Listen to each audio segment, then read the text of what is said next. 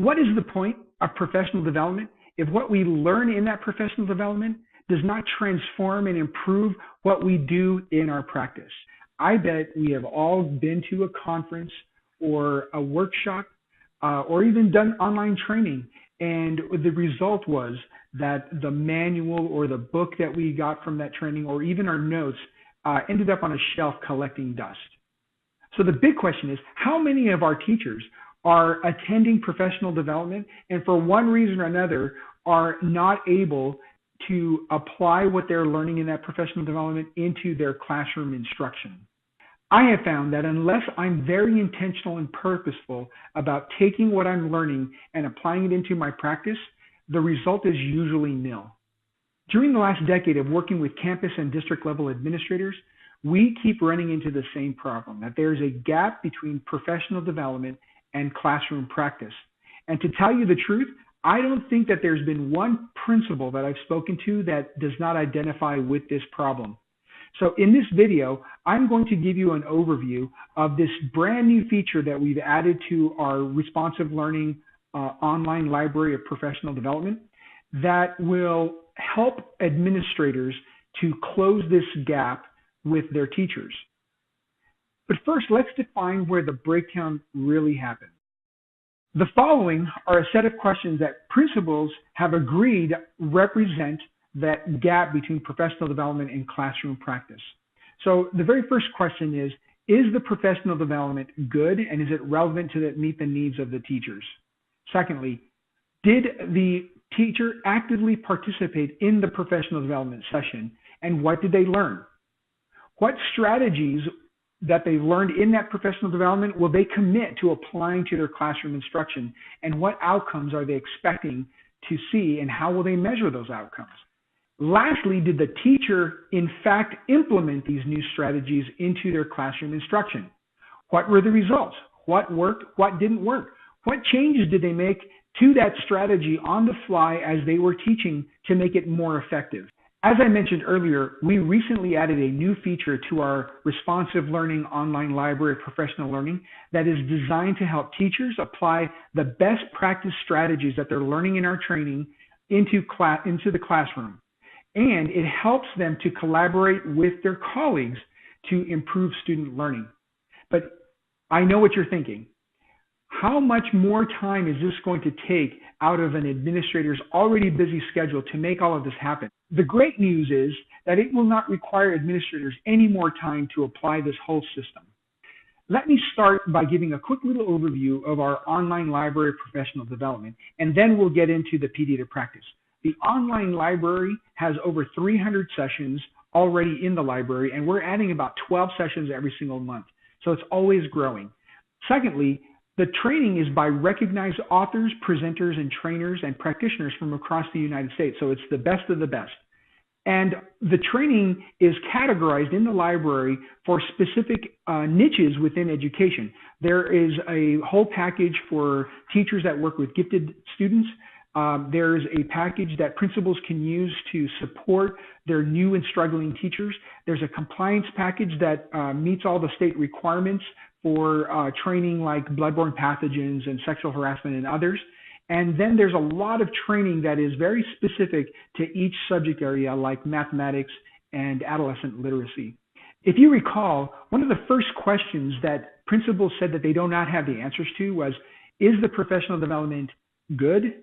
And is it relevant to meet the needs of my teachers? Let me share with you some data from 2018. We worked with over 1,500 school districts in 13 states like Texas, Ohio, Washington, North Carolina, and others. We trained over 67,000 teachers, and they completed over 200,000 courses. At the end of each of those courses, the teachers had an opportunity to submit a review on the courses, much like you would an Amazon product. And they gave us a 4.5-star rating on average for our courses. And there are two main reasons why they did that.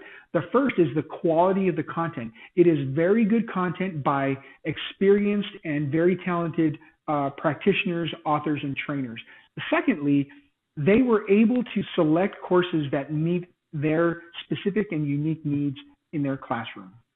So that's the overview of our online training system. Now let's talk a little bit about the PD to Practice system that is now part of it. The PD to Practice system has two main elements. The first is the PD to Practice Guide, and the second is the PD to Practice Manager. The PD to Practice Guides help campus level administrators and their teacher leaders to facilitate two very crucial conversations that need to happen after professional development is completed. These guides walk them through a process to facilitate these critical discussions. It helps them to create activities that teachers could use to apply those strategies into the classroom. It helps them to determine the outcomes that they expect to see when they apply those strategies and how to measure those outcomes. The PD to Practice Manager is the tool that administrators and teacher leaders would use to create these two very critical follow-up conversations after the training has taken place. It's also the way that they are going to invite the appropriate teachers to those sessions. So remember, those teachers have to have completed the very same course so that they can collaborate around the content of that course. The PD to Practice Manager also gives credit, CEU credit and contact hour credit to the teachers for completing those follow-up sessions. And lastly, all of the information and the responses that is shared inside of those sessions is recorded and tracked and made available to the administrators. This gives them a lot of insight into what the teachers are learning and applying in their classrooms, and it will help them as they do classroom walkthroughs and classroom observations during the appraisal periods.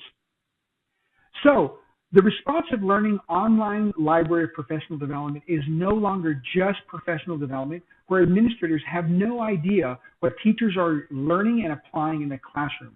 With PD to Practice, our library is a complete system that provides great professional development and closes the gap between that professional development and classroom practice, all for the purpose of improving student outcomes. Okay, that's it for the overview. If you'd like more information, you have a few options. Number one, you can call us at 915-532-9965, and one of our PD to Practice specialists will be happy to help you get all the information you need.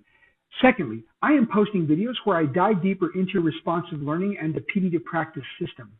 For instance, in one video, I walk administrators through how to use the PD to Practice Manager to create these crucial follow-up sessions and how to look at the reporting and all the tracking. In another video, I describe how one principal is using our system to create a culture of continuous growth and learning among his teachers. To access all of these videos, I recommend that you subscribe to this channel and click the bell so that whenever I post new videos up, you'll receive a notification. Lastly, you can go to our website at responsivelearning.com. From there, you'll get all the information you need to get started on your journey to closing that gap between PD and practice. Thank you for taking this time with me, and I hope that you subscribe and click the bell.